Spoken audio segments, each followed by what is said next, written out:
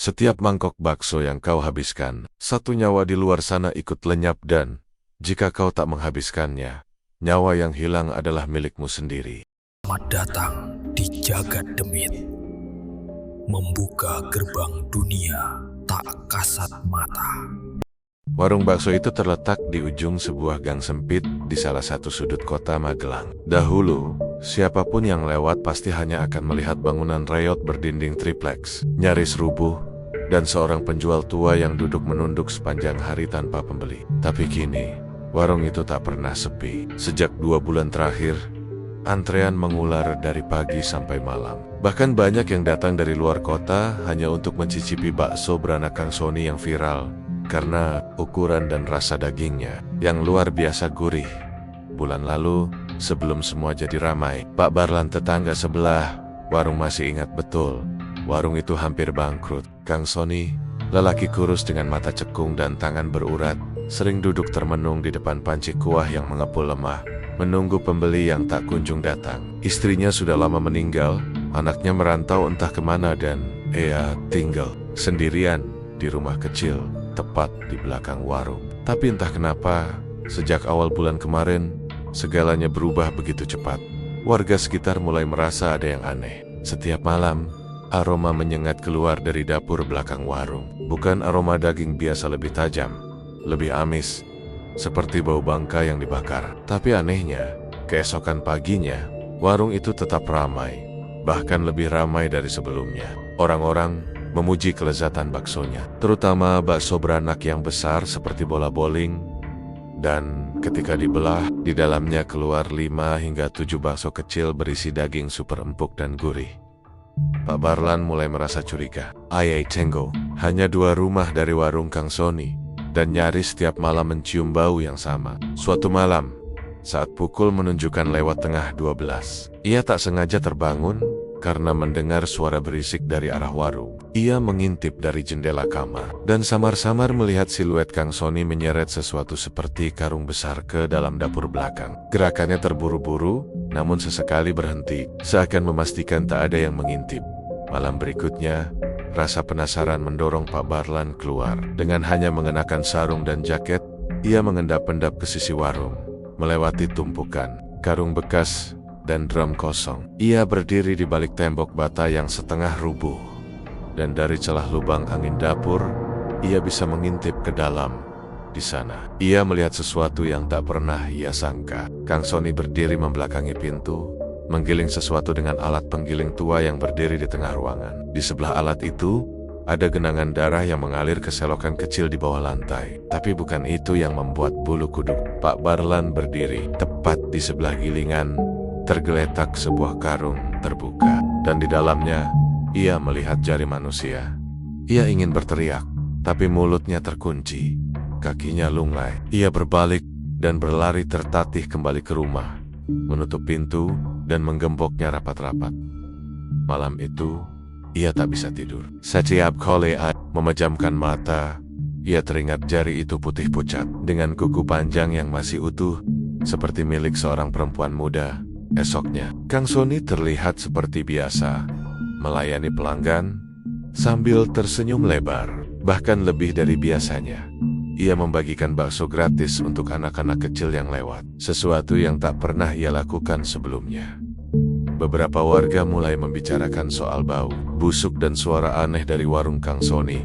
Tapi karena mereka juga ikut ketagihan dengan baksonya, semua itu hanya menjadi bisikan belakang. Hanya Pak Barlan yang tidak pernah lagi mendekat. Ia menutup rapat jendela rumahnya setiap malam dan menyalakan lampu kamar sampai pagi. Namun rasa takut tak serta-merta menghilang malam itu. Mimpi buruk menghampirinya. Ia berdiri di dalam dapur Kang Sony, tapi suasananya berbeda. Ruangan itu penuh dengan daging menggantung. Dindingnya dipenuhi noda merah tua yang menetes seperti darah segar. Di tengah dapur, seorang perempuan muda duduk dengan tangan terikat, mulut disumpal kain kotor. Di hadapannya, Kang Sony mengangkat pisau besar dan tersenyum. Lalu ia melihat dirinya sendiri berdiri di pojok ruangan, menyaksikan semuanya. Tak pisep saat pisau itu menebas leher perempuan itu. Darah muncrat ke arahnya, dan ia terbangun dengan nafas memburu, serta keringat membanjiri tubuh. Pagi harinya, tubuh Pak Barlan demam tinggi. Ia gemetar, berbicara sendiri dan mengigau tentang jari, daging dan darah. Istrinya yang tinggal di luar kota dipanggil untuk merawatnya. Tapi ia hanya bertahan 2 hari. Hari ketiga, Pak Barlan menghilang. Orang-orang mengira ia pergi ke rumah anaknya, tapi salah satu tetangga yang terakhir melihatnya bersumpah bahwa malam sebelum hilang, Pak Barlan berjalan sendirian menuju warung Kang Soni. Lalu tak kembali. Anehnya, esoknya Kang Soni membagikan kupon bakso gratis untuk seluruh RT. Saat itu juga, antrean jadi 2 kali lipat panjangnya. Bahkan ada warga yang berkata bahwa rasa baksonya kini lebih manis dan nendang. Sejak hari itu, setiap malam, ada yang mendengar suara ketukan dari dalam warung saat tengah malam. Tapi tak ada yang berani mendekat. Mereka terlalu takut, atau mungkin terlalu lapar. Dan warung Kang Soni terus berdiri di ujung gang sempit itu. Makin ramai, makin harum, makin gurih. Tapi hanya satu hal yang tak berubah. Bau amis dari dapur belakang. Warung Kang Soni makin hari makin ramai. Orang-orang dari luar kota datang berbondong-bondong hanya untuk mencicipi bakso beranaknya yang terkenal. Bahkan beberapa pelanggan fanatik rela mengantri dari subuh demi semangkuk bakso hangat yang katanya tak ada duanya di dunia. Namun, di balik kegilaan itu, kampung tempat warung itu berdiri mulai diselimuti keganjilan yang lebih nyata dari sekadar aroma amis atau mimpi buruk. Semuanya bermula dari hilangnya seorang bocah bernama Farrell, usia 8 tahun. Anak itu biasa main layangan dan bola plastik dengan teman-temannya di lapangan kecil tak jauh dari warung Kang Soni. Suatu sore, ibunya menyuruh Farrell membeli sabun ke warung ujung gang. Tapi Farrell tak pernah kembali. Awalnya warga mengira ia nyasar atau pergi main ke rumah temannya. Tapi malam berlalu tanpa kabar. Besoknya, ibunya melapor ke pos ronda dan seluruh kampung pun dikerahkan untuk mencarinya. Tidak ada jejak 3 hari setelah Farrell hilang. Menyusul satu bocah lagi, Rico, usia 7 tahun.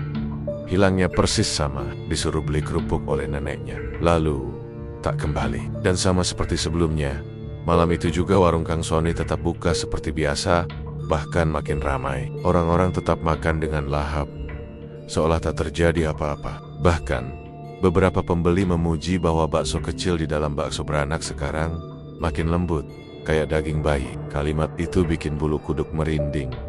Tapi mereka tetap makan. Mereka tetap kembali.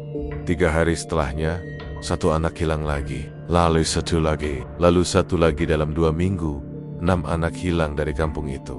Semua di waktu yang hampir sama antara sore ke malam. Tak ada jejak, tak ada saksi, tak ada petunjuk. Polisi sempat datang, menanyakan beberapa hal ke warga termisek Kekong Soni. Tapi Kang Soni hanya tersenyum tenang, menyuguhkan bakso gratis kepada para petugas. Mereka makan dengan lahap. Tak ada yang mencurigainya, tak ada yang menggeledah. Setelah itu, kasus hilangnya anak-anak itu pelan-pelan tenggelam dalam sunyi. Kecuali bagi seorang ibu bernama Bu Narti.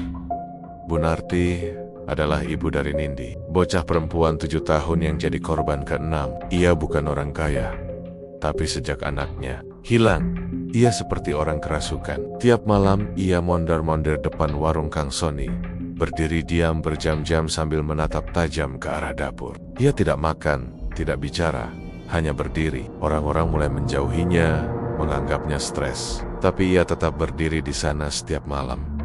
Suatu malam, ketika hujan turun deras dan pelanggan sudah pulang, Bu Narti melihat pintu dapur Kang Soni terbuka sedikit. Ia berjalan perlahan, menahan napas dan masuk diam-diam ke dalam dapur yang setengah gelap. Di sana ia mencium bau amis yang lebih tajam dari sebelumnya. Ia memandangi panci kuah besar yang masih mengepul, dan di pojok ruangan ia melihat sebuah meja kayu besar penuh bercak darah. Lalu ia melihat kantong plastik hitam yang terbuka. Bu Narti melangkah mendekat. Jantungnya seperti akan meledak. Dan ketika ia mengintip ke dalam kantong itu, ia langsung jatuh terduduk dan muntah. Di dalamnya ada potongan rambut panjang yang masih basah, dengan pita merah muda yang dikenakan Nindi malam sebelum hilang. Ia menjerit. Seketika itu juga, pintu belakang terbuka, dan Kang Soni berdiri di sana. Tubuhnya basah kuyup membawa kerong besar di punggung. Wajahnya tenang. Ia tak marah, tak berteriak. Ia hanya berkata, "Kamu seharusnya tidak melihat ini, Bu Narti." Setelah malam itu, Bu Narti menghilang. Besok paginya, warung Kang Sony kembali buka seperti biasa. Balkon lebih ramai. Ada spanduk baru bertuliskan bakso beranak spesial. Sekarang ada varian rasa baru. Pelanggan membanjiri warung, dan mereka mengatakan bahwa bakso kecil di dalamnya kini lebih lembut, lebih manis, dan lebih berair. Seorang bocah bernama Aldi yang sedang makan bersama kakaknya membelah baksonya, lalu bertanya pelan, "Kak, ini kenapa ada pita merah di dalamnya?" Kakaknya hanya tertawa, mengira itu kejutan dari penjual. Mereka tetap makan sampai habis, bahkan minta tambah. Namun, di malam hari, beberapa warga mulai merasa resah. Salah satu dari mereka adalah Pak Usman, ketua RT, yang sejak awal merasa ada yang ganjil. Ia mencatat bahwa semua anak yang hilang terakhir terlihat berjalan ke arah gang sempit tempat warung Kang Sony berdiri. Ia juga menemukan fakta bahwa setiap anak hilang, warung itu selalu buka sampai lebih larut dari biasanya.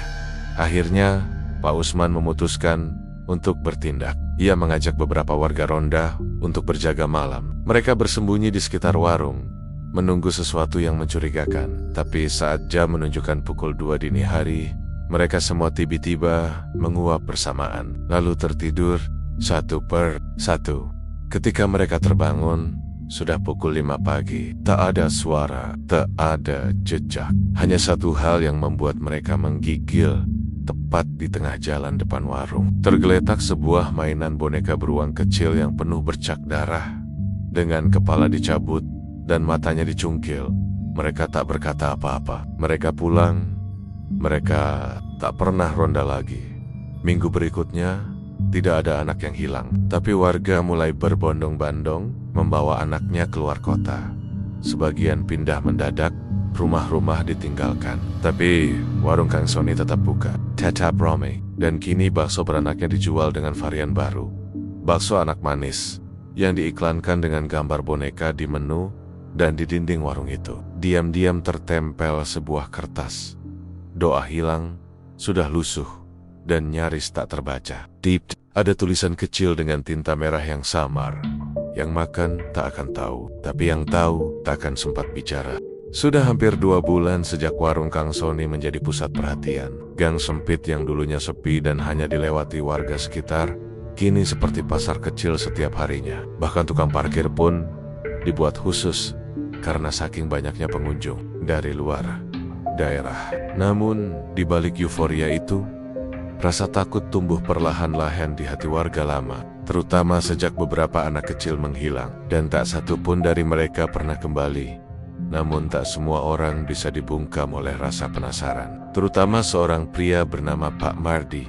Pak Mardi adalah tukang bangunan parubaya, berperawakan, besar dan dikenal blak-blakan. Ia tidak peduli dengan bakso viral atau pesugihan-pesugihan yang cuma jadi bahan bisik-bisik. Tapi sejak keponakannya, Aldi, muntah darah setelah makan bakso beranak, ia mulai curiga. Aldi mengaku, sesaat setelah menggigit bagian dalam baksonya, ia merasa dadanya berdenyut keras dan matanya seperti melihat kilasan wajah perempuan menangis. Orang tuanya mengira itu cuma alergi atau kecapekan. Tapi Pak Mardi tidak percaya. Bakso, macam apa yang bisa bikin jantung orang berdetak 2 kali lipat setelah dimakan? Begitu katanya dengan nada geram.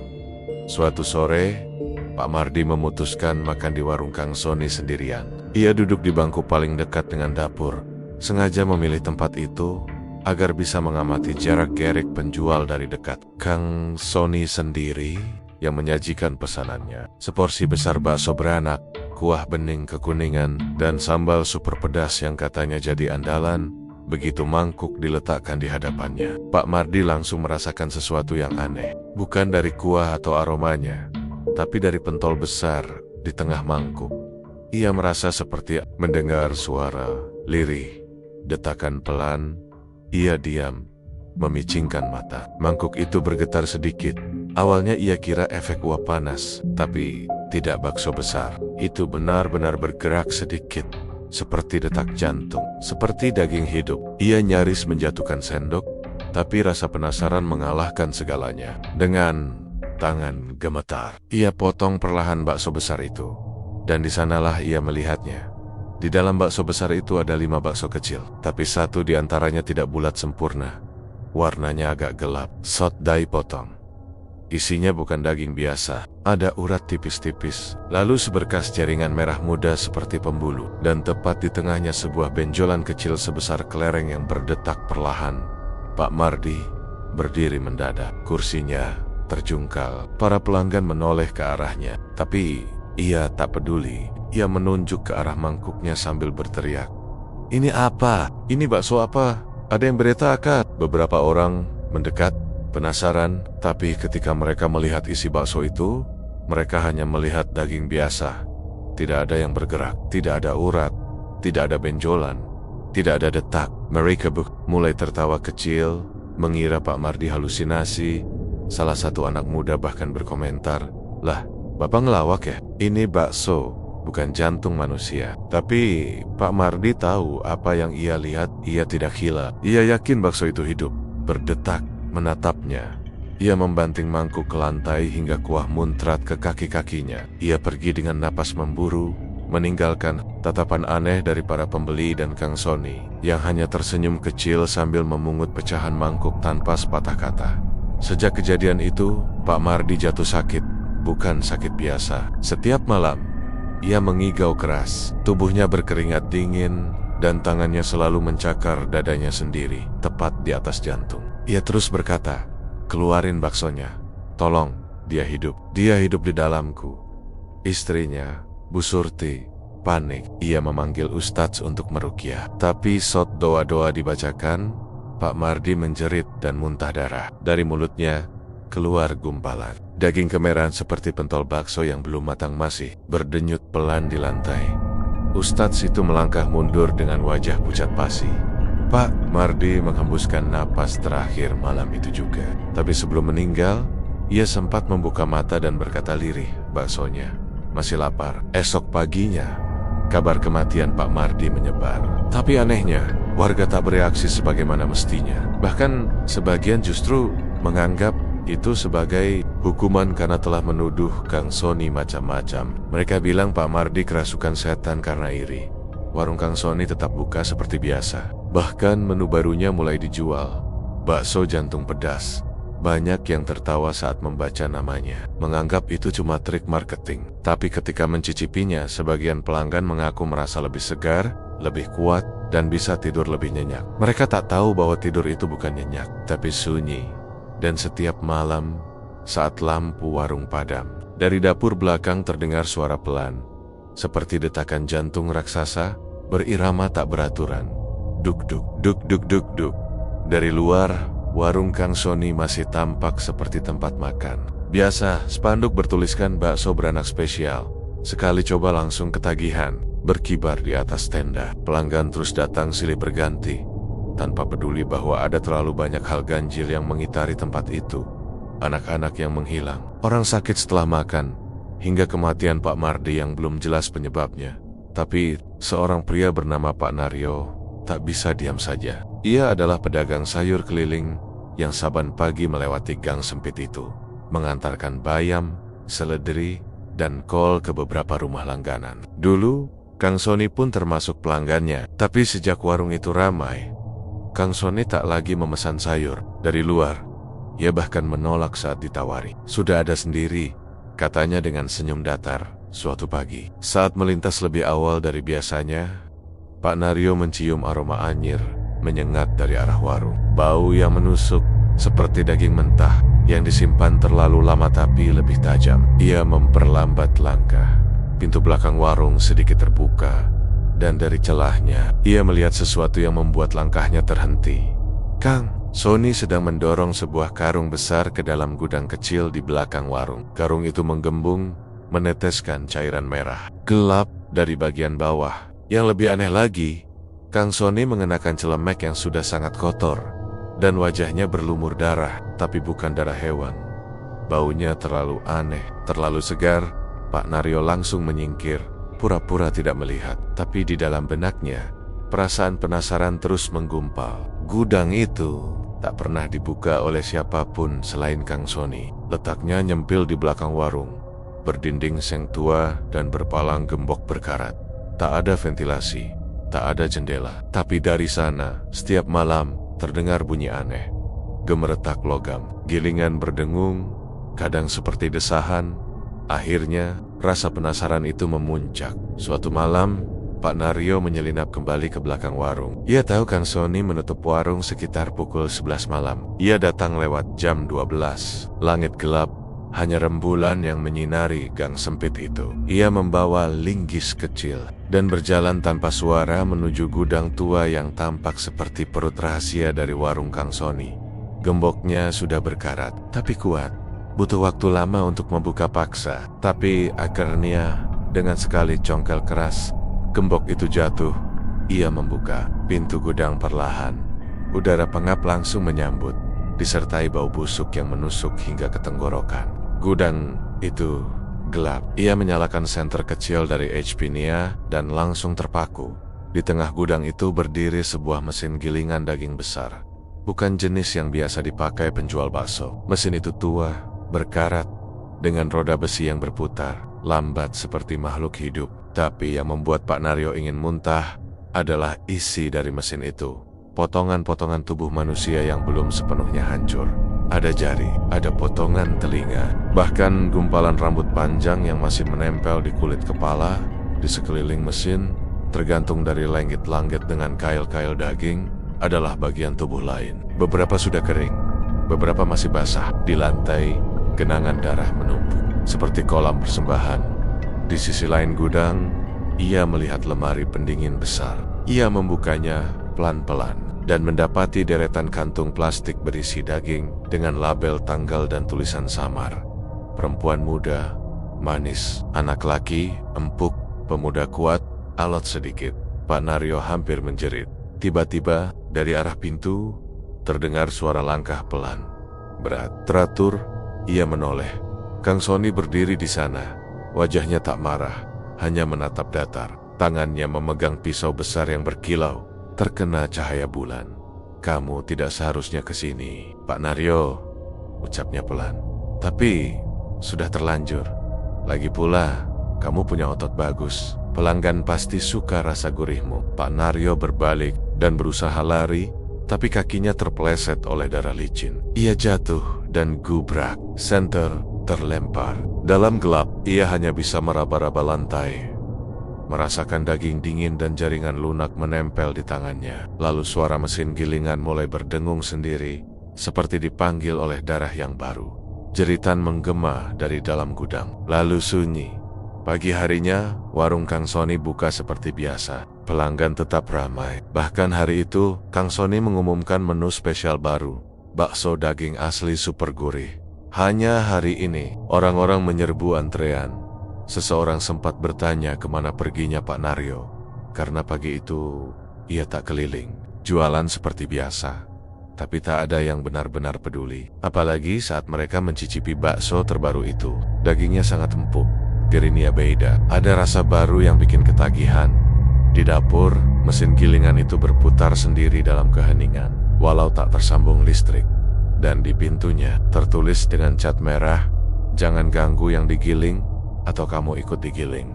Namanya Bu Rahayu, seorang bidan desa yang sudah puluhan tahun membantu persalinan warga kampung sekitar gang sempit tempat warung Kang Sony berdiri. Ia dikenal cekatan, penuh empati, dan sangat mencintai pekerjaannya. Tapi sejak kabar hilangnya, anak-anak kecil menyebar, perasaan ganjil mulai menyelinap ke dalam dirinya. Apalagi setelah dua ibu muda yang belum lama melahirkan mengaku sering mimpi buruk tentang anak mereka ditaruh ke dalam kuali besar mendidih.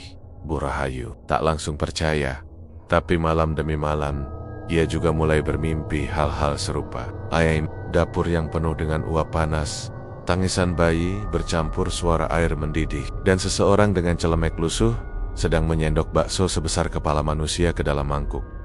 Mimpi itu tak berhenti. Ia mulai terbangun dengan tubuh bergetar dan perut mual. Namun, ia tetap mencoba menyangkal semua itu sebagai efek dari lelah bekerja. Sampai akhirnya, sesuatu yang lebih nyata terjadi.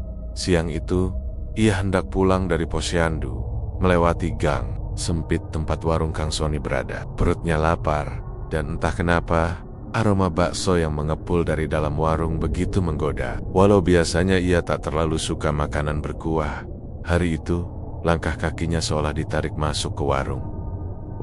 Sedang hanya ada 2 pembeli. Kang Sony berdiri di balik panci kuah yang mengepul, tersenyum sambil menyapa, "Mau coba bakso beranak, Bu Rahayu?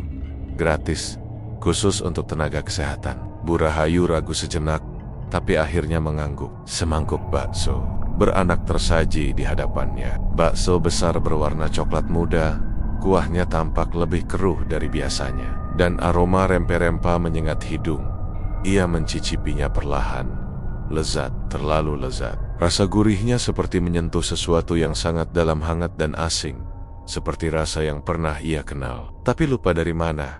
Beberapa suapan kemudian, Bu Rahayu tiba-tiba merasa mual. Perutnya berdenyut. Ia berdiri terburu-buru, menyempatkan pamit, lalu berjalan cepat pulang. Tapi baru beberapa meter dari warung, ia muntah di pinggir jalan. Yang keluar bukan makanan, melainkan lendir merah kehijauan, bercampur gumpalan kecil yang menyerupai daging basah. Ia tak sanggup memeriksanya lebih lanjut. Kepalanya berdenyut, dan tubuhnya terasa berat. Malamnya, rasa sakit itu semakin menjadi. Ia merintih sambil memegangi perut yang kembung luar biasa. Tapi rasa sakitnya berbeda dari sakit perut biasa. Ada gerakan dari dalam. Sesuatu menggeliat pelan di balik dinding perutnya, seperti janin yang sedang bergerak. Tapi Bu Rahayu tahu, ia tidak sedang hamil. Sudah menopause 3 tahun lalu. Ia meraba perutnya. Benjolan aneh terasa di bawah pusarnya. Benjolan yang berdenyut seperti jantung. Ia berteriak. Menantunya yang tinggal di sebelah datang tergopoh-gopoh. Ia mencoba memanggil ambulans, tapi sinyal mendadak menghilang. Ketika menoleh, Bu Rahayu sudah pingsan di lantai. Tapi sebelum kehilangan kesadaran, ia sempat berkata pelan, "Di dalam ada rahim." Ia dibawa ke puskesmas dengan tandu. Dokter jaga memeriksa dan terkejut dalam rahim. Bu Rahayu yang seharusnya sudah mengecil karena menopause, tiba-tiba muncul jaringan aktif yang menyerupai organ reproduksi baru, lengkap dengan lapisan endometrium yang tebal, seolah tubuhnya siap mengandung lagi.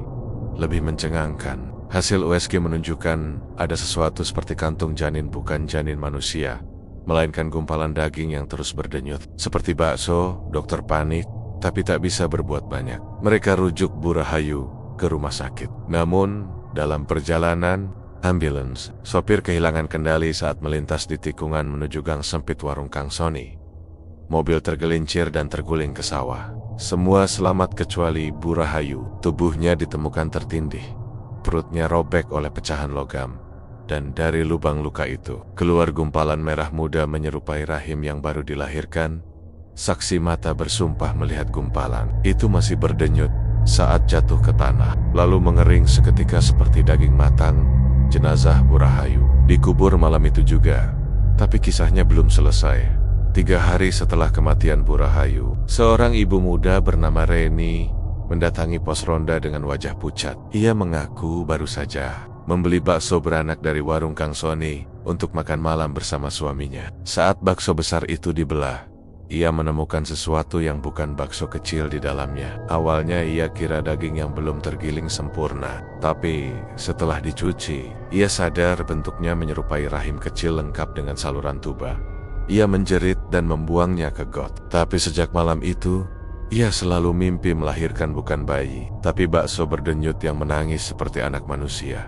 Suaminya menganggap itu mimpi biasa, tapi Rena tahu ia telah memakan sesuatu yang seharusnya tak pernah dikunyah manusia.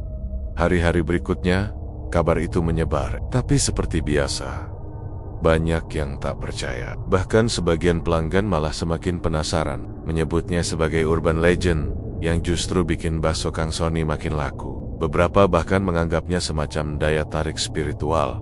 Kang Sony sendiri tak pernah memberi klarifikasi. Ia hanya tersenyum setiap kali ada yang bertanya, "Beneran ada rahim di baksonya, Kang?" Dan ia akan menjawab, "Semua tergantung niat yang makan." Malam-malam di sekitar warung kembali penuh desas-desus. Warga yang lewat mengaku sering melihat sosok perempuan tua berdiri di depan warung dengan perut membuncit, menatap tajam ke arah panci kuah. Sosok itu hanya diam, tapi kadang Terdengar bisikan, "Anakku," dikunyah. Tak ada yang berani memastikan itu arwah Bu Rahayu. Tapi setiap kali warung sedang sepi, Kang Soni kerap terlihat menunduk dalam-dalam di dapur, seperti sedang berbicara pada seseorang yang tak terlihat. Kadang, ia memegang perutnya sendiri dan tersenyum seperti orang hamil yang mendengar detak jantung bayinya.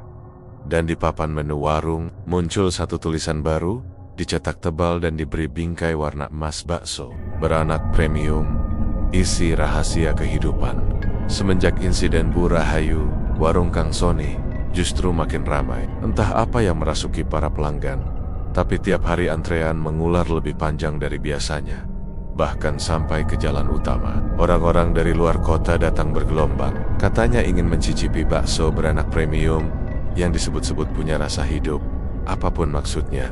Namun, bagi warga sekitar, aura di sekitar warung itu makin tak wajar. Sejumlah kejadian aneh mulai terjadi. Lampu-lampu jalan dekat warung sering mati mendadak setiap malam.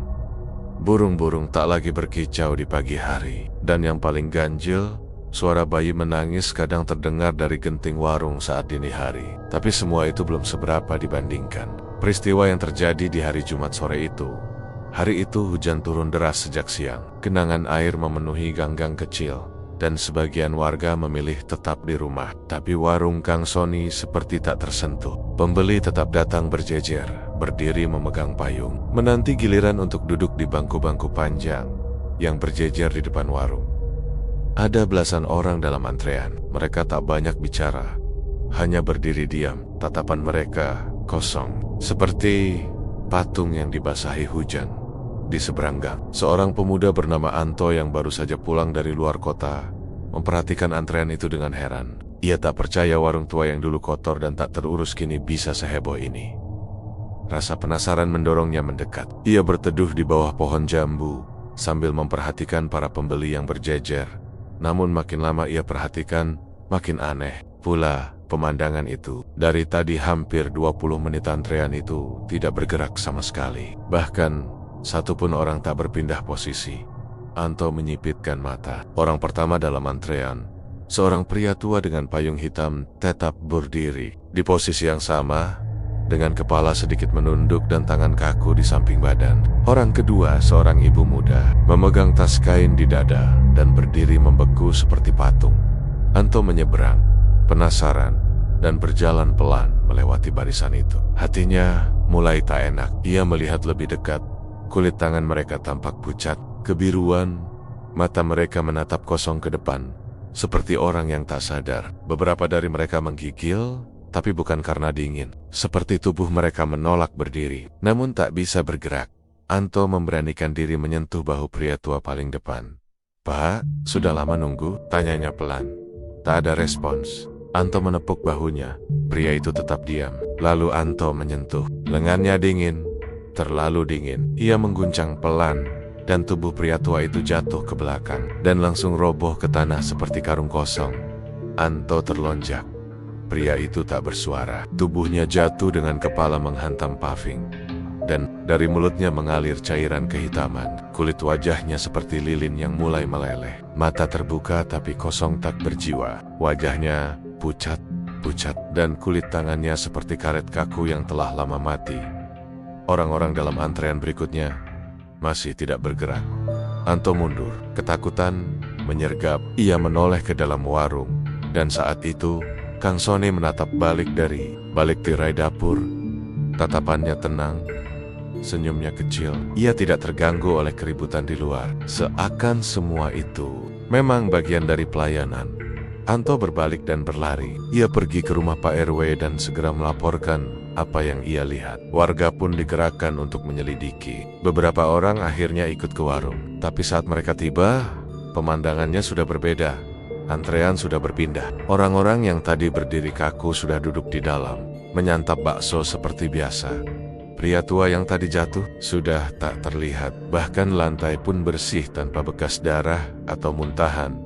Anto kebingungan. Ia menunjuk kursi bekas pria itu. "Baru saja di sana, aku lihat dia jatuh. Matanya kosong." Pak RW mengernyit. Ia tak melihat kejanggalan apapun. Bahkan pelanggan tampak menikmati makanan mereka. beberapa tersenyum puas. Suara sendok berdenting, suara kuah diseruput. Semuanya seperti normal. Sampai satu warga yang ikut datang menyentuh bahu pembeli paling ujung. Ia tersentak, lalu mundur dengan wajah pucat. Tangan orang ini dingin banget, kayak bukan orang hidup. Ketegangan memuncak. Tapi saat mereka hendak menyelidiki lebih lanjut, Kang Sony keluar dari dapur. Ia membawa nampan penuh bakso dan tersenyum hangat.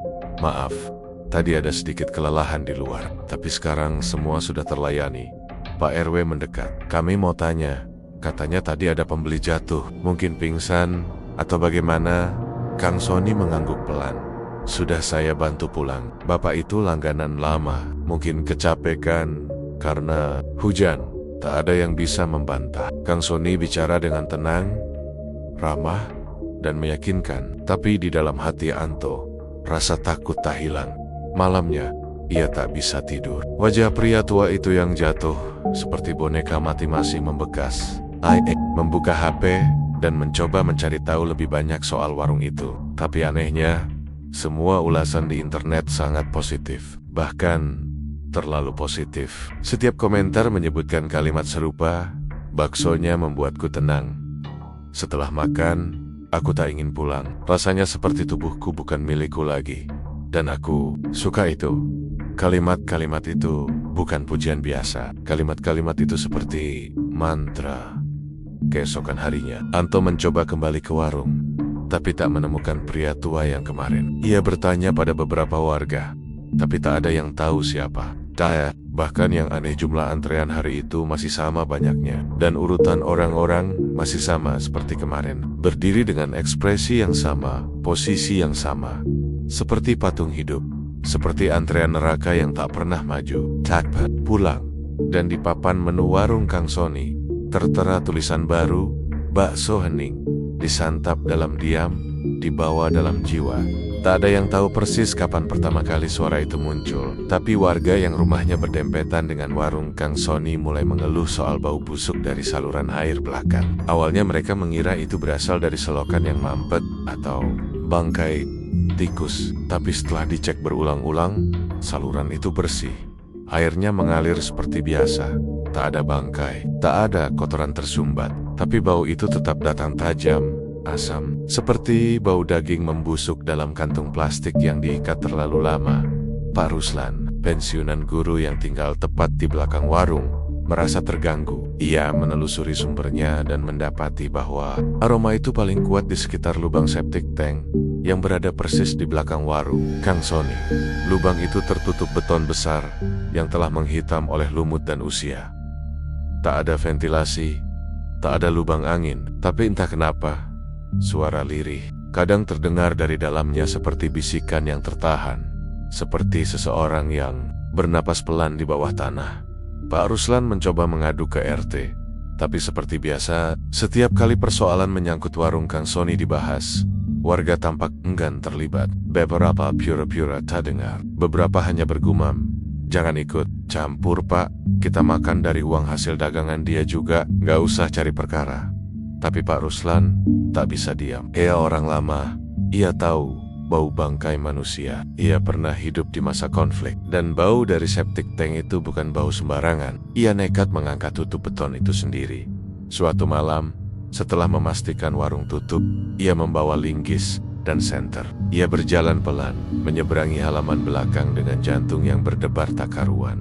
Udara malam pengap dan lembab. Di atasnya, bulan sabit seperti mengintip dari balik kabut. Dengan tenaga penuh, ia congkel tutup septic tank itu. Begitu tutup, terbuka sebagian. Ia terbatuk, menutup hidung dengan lengan, tapi tetap membuka seluruhnya. Cahaya senter diarahkan ke dalam lubang gelap berdiameter 1 meter itu. Dan di sanalah Pak Ruslan melihatnya, di dasar lubang, sekitar 2 meter ke bawah. Bukan genangan air tinja yang ia lihat, melainkan tumpukan tulang dan potongan tubuh. Manusia, tengkorak kecil, tenggen-tenggen monggol, kaki yang belum tumbuh sempurna. Semuanya berserakan dalam genangan darah kental yang hitam pekat. Di atasnya, menggantung seperti jaring laba-laba, urat-urat merah yang menempel di dinding lubang, dan berdenyut pelan seperti akar hidup. Pak Ruslan gemetar. Ia hendak mundur, tapi suara muncul dari dalam lubang lirih. Serak, nyaris seperti desahan. Masih lapar, masih lapar. Senter terlepas dari tangannya dan jatuh ke lubang. Cahayanya terpantul di genangan darah. Lalu, dari balik tulang belulang, sesuatu mengangkat kepalanya makhluk menyerupai bayi. Tapi, tubuhnya setengah terkelupas. Matanya kosong, mulutnya lebar tak wajar. Dan di dadanya tampak denyutan daging berbentuk pentol bakso. Ia merangkak perlahan ke atas, menggunakan kuku-kuku kecilnya yang tajam untuk mencakar dinding septic tank. Pak Ruslan berteriak. Ia menutup lubang secepat mungkin, menarik napas dalam-dalam, lalu kabur ke rumah. Tapi sejak malam itu, ia berubah. Wajahnya muram, kulitnya pucat, dan matanya seperti tak pernah tidur. Ia jarang keluar. Dan saat warga mencoba bertanya, ia hanya menjawab pelan, "Sudah terlambat, kita semua sudah dimakan sedikit demi sedikit." Beberapa hari setelahnya, Pak Ruslan ditemukan tewas di ruang tamu. Tubuhnya kaku, mulutnya penuh potongan rambut panjang, dan di dekat jasadnya ada catatan tulisan tangan. Dia tidak buang limbah ke got, dia buang yang tak sempat digiling ke lubang. Kematian Pak Ruslan membuat 1-2 warga kembali waspada. Mereka mulai memperhatikan warung Kang Sony dengan lebih teliti. Tapi tetap saja, tidak ada yang berani bertindak. Sampai akhirnya seorang petugas sanitasi dari kelurahan yang ditaguskan memeriksa saluran air di kawasan itu mendatangi septic tank tersebut. Namanya Bowo. Masih muda dan baru bekerja. Ia tak tahu apa-apa tentang warung Kang Sony atau desa pesugihan. Ia hanya menjalankan tugas. Tapi saat ia mencoba membuka tutup septic tank itu, warga memperingatinya dengan keras. "Mas, jangan dibuka. Sudah, catat aja selesai. Jangan main bongkar sembarangan." Bowo bingung. Tapi karena dorongan tanggung jawab, ia tetap membuka tutupnya. Begitu terbuka, ia langsung menutup hidung. Bau amis dan logam begitu tajam. Tapi yang paling mengejutkan, lubangnya kosong, bersih, kering, tak ada tulang, tak ada darah, tak ada cairan. Seperti baru dibersihkan beberapa menit lalu. Ia mengerutkan kening, heran. Tapi sebelum sempat mencatat apapun, ia mendengar suara. Dari balik dinding warung dapur belakang, suara mesin gilingan logam menyala. Padahal warung belum buka. Suaranya menggema.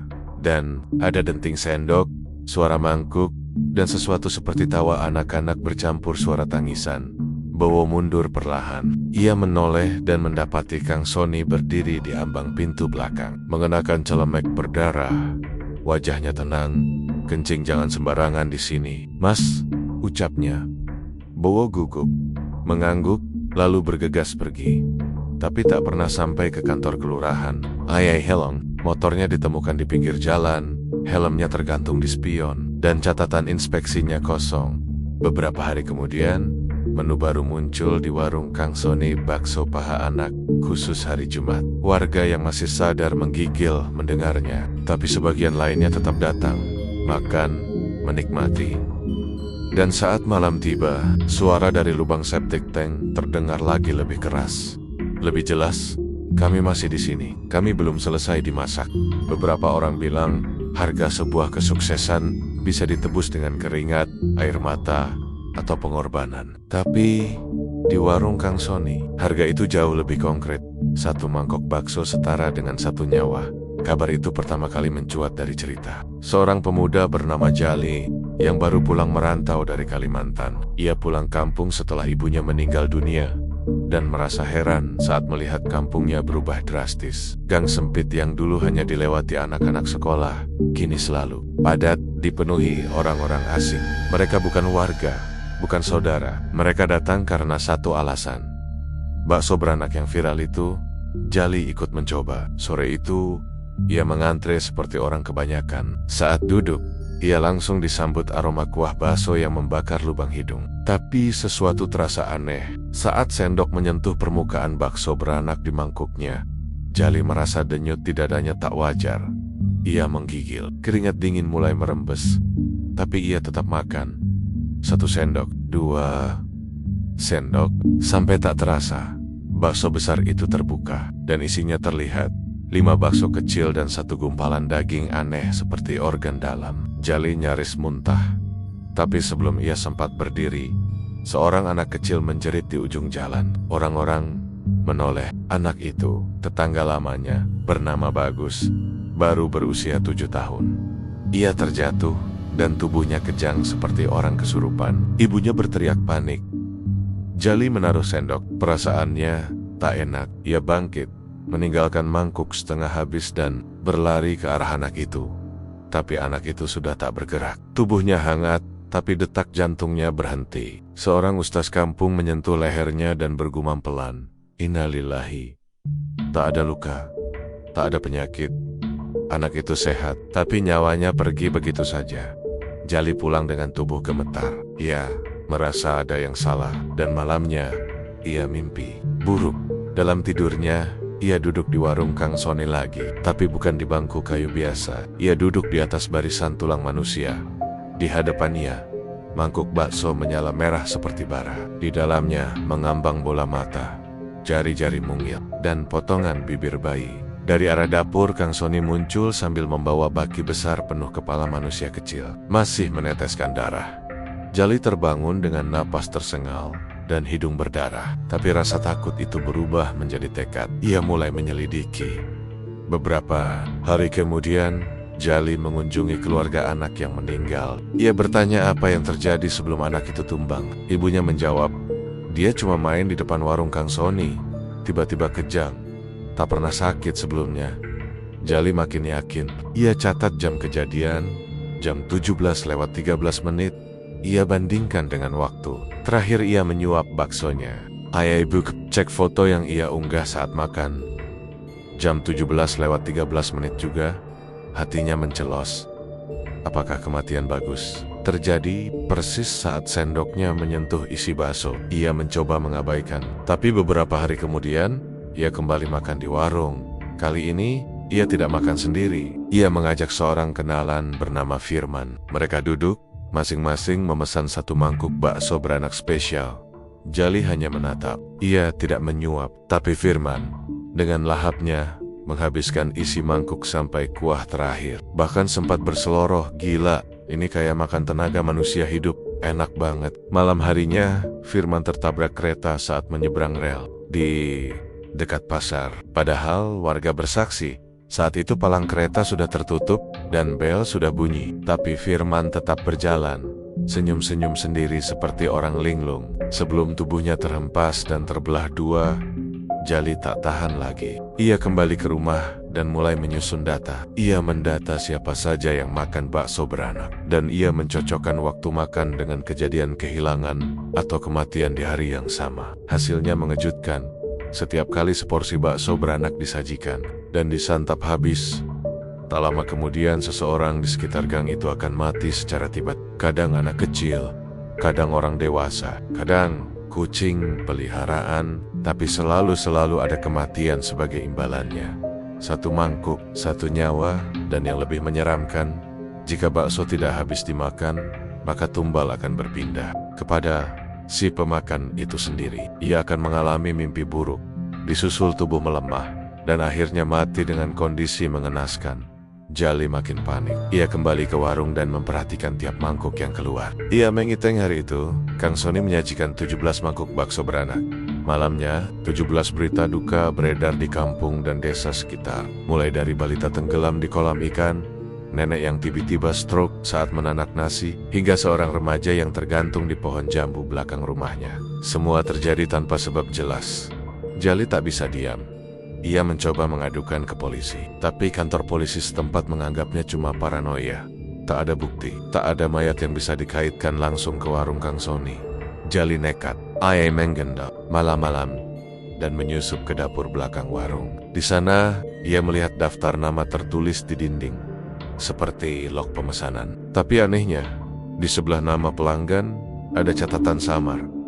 Nyawa, Dita, umur 8 tahun, Tumbal Sari, 23 tahun, dan seterusnya. Ia menahan napas. Tapi saat hendak memotret Kang Soni tiba-tiba muncul dari balik tirai. "Kalau mau ikut daftar, tinggal bilang Mas Jali," ucapnya pelan.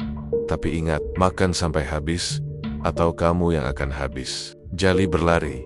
Namun sejak malam itu, ia mulai muntah darah. Ia tak pernah makan habis mangkuk pertama yang ia cicip. Dan kini, pesugihan itu menagih tumbalnya. Ia mencoba bertahan, tapi tubuhnya makin lemah. Setiap malam, ia bermimpi perutnya digiling perlahan, kepalanya disajikan di atas mangkuk panas, dan organ dalamnya dijadikan bahan kuah. Ia melihat sosak-sosak anak kecil yang sudah menjadi bayang hitam, duduk di barisan pelanggan, menatapnya tanpa mata. Dan saat pagi datang, ia hanya bisa berkata, "Aku bagian dari menunya sekarang." Warung Kang Sony tak pernah benar-benar tutup. Bahkan saat Magelang diguyur hujan selama berhari-hari dan sebagian wilayah lumpuh, warung itu tetap buka. Api kompor tetap menyala, uap kuah tetap mengepul, dan pelanggan tetap berdatangan. Mereka datang seperti ditarik oleh sesuatu yang tak kasat mata. Bukan hanya lapar, tapi seperti ada rasa haus yang tak bisa dijelaskan. Haus akan sesuatu yang lebih dalam dari sekadar daging dan kuah. Di antara mereka, tak ada yang tahu bahwa malam itu adalah malam terakhir warung itu berdiri.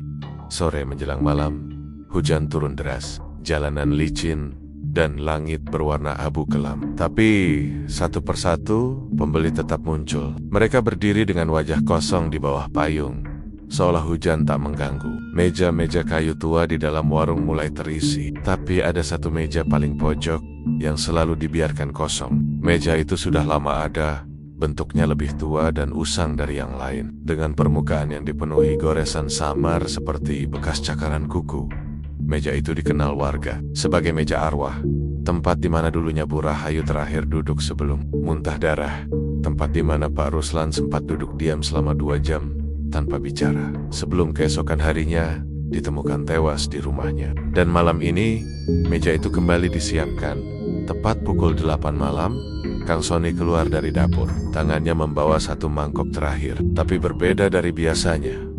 Mangkuk ini lebih besar, terbuat dari keramik tua berwarna coklat gelap, dengan tulisan kuno berbahasa Jawa yang tak bisa dibaca sembarangan. Kuahnya lebih kental, berwarna merah pekat, dan dari dalamnya mengambang bakso sebesar kepala manusia. Di atasnya diletakkan bunga melati yang sudah menghitam. Kang Sony berjalan perlahan ke meja kayu di pojok. Ia menaruh mangkuk itu dengan sangat hati-hati, lalu duduk di seberangnya. Tak ada pelanggan yang mendekat, tak ada pelayan, tak ada suara. Dan tiba-tiba, kursi di depan Kang Sony bergerak sendiri, seolah seseorang yang tak terlihat duduk di sana. Uap dari kuah bakso berputar perlahan, membentuk wajah-wajah samar dari orang-orang yang pernah menjadi bagian dari pesugihan itu.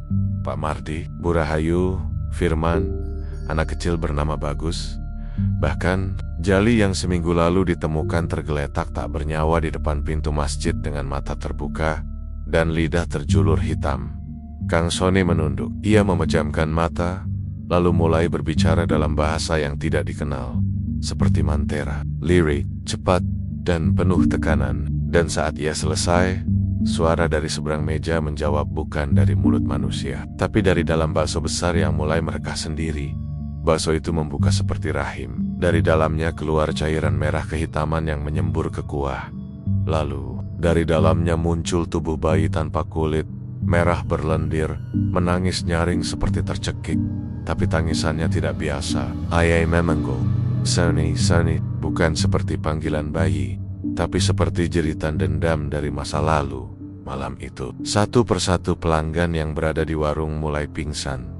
Beberapa muntah darah, beberapa jatuh dari kursi dan tubuh mereka mengejang seperti tersengat listrik. Tapi Kang Sony tetap duduk diam, matanya terbuka, menatap ke dalam mangkuk. Dari matanya menetes air hitam, dari telinganya keluar darah kental. Tapi ia tetap tenang.